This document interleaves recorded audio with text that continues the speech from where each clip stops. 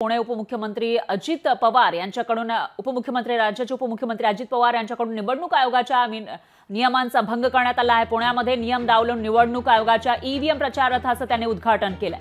पुण्यातील खेड आळंदी विधानसभा मतदारसंघात हा प्रकार घडलाय। ईव्हीएम विषयी जनजागृती करण्यासाठी हा प्रचार रथ तयार करण्यात आलाय। तर तहसीलदार ज्योती देवरे यांनी अजित पवार यांच्या हस्ते उद्घाटन केलेलं आहे। त्यामुळे हे सगळे नियम डावलल्याची चर्चा आता रंगलेली आहे। राज्याचे उपमुख्यमंत्री अजित पवार यांच्याकडून निवडणूक आयोगाच्या नियमांचा भंग करण्यात आलाय। त्यामुळे आता त्यांच्यावर काही कार्यवाही होते का ते बघावं लागेल।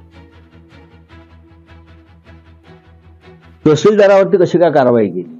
ज्यांनी नियम बाह्य वर्तन केलंय ते डेप्युटी सीएम आहेत म्हणून त्यांच्यावर कारवाई करत नाही का? आमच्यावर तुम्ही कारवाई करता ना विरोधकांवर।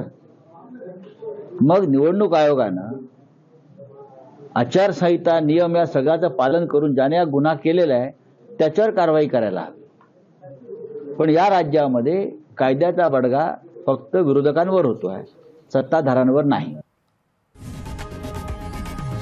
लोकशाही मराठी ऐका, पहा, जागरूक रहा।